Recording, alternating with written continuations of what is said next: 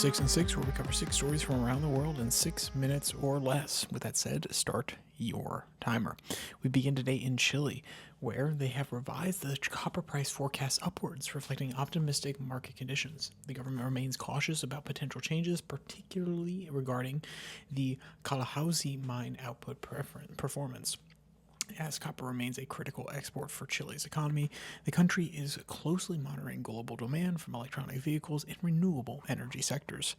From Reuters, quote, increased demand for the electric car vehicle sector and renewable energy projects globally is projected to sharply drive copper requirements in the coming years.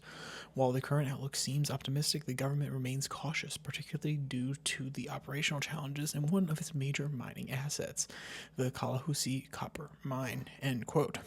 Next, we travel across the Atlantic to Africa, where in July 2025, Mozambique's government announced plans to prosecute the opposition leader for alleged post-election violence.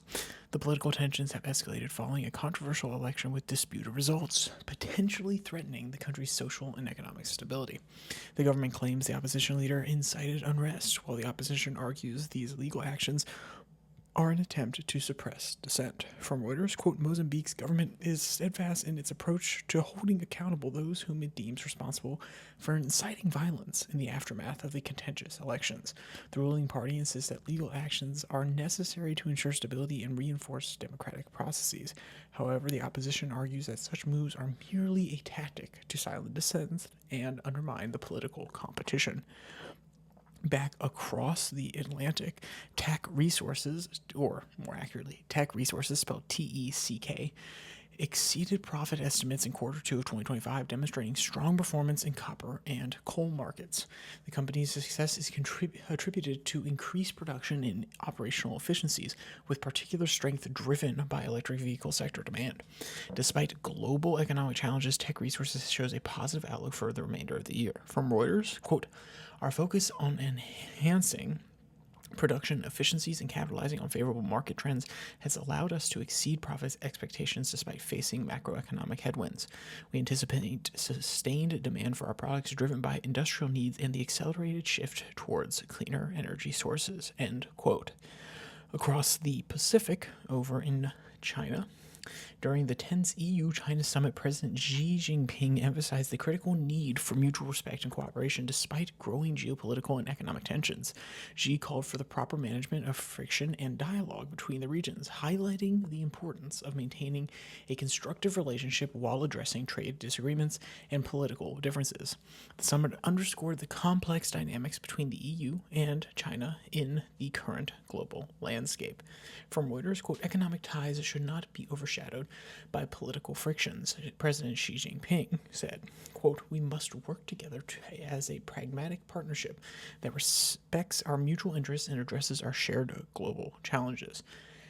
Next, we travel south to New Zealand, where they are implementing a sophisticated economic strategy to address mid-term inflation risks by introducing targeted tariffs. The government aims to reduce consumer spending, and control price levels without causing a significant economic slowdown.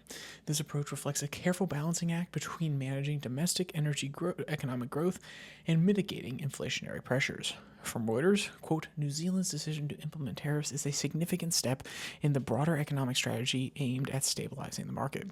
By targeting specific goods, the government hopes to reduce consumer demand, which is currently contributing to increased price levels, end quote.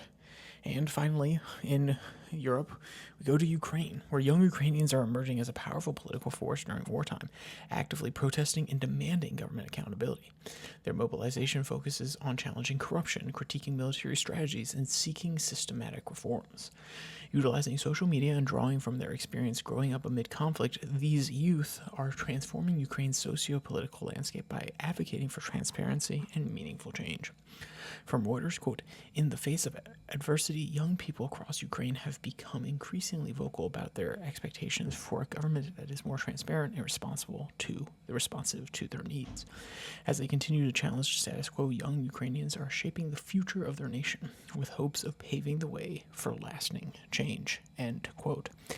And if you want to read any of these articles in their entirety, you can find all of them in the link in the description below that like and subscribe button. Also down there, you can find the podcast on Spotify, Pocket Cast, Podvine, as well as the Twitter handle @YourDailyFlip, where I post links to these episodes on Tuesday and Thursday, and the normal, more American-centric podcast that comes out on Monday, Wednesday, Friday. So, with all that said, there's only one more thing to say. Stay safe, don't die.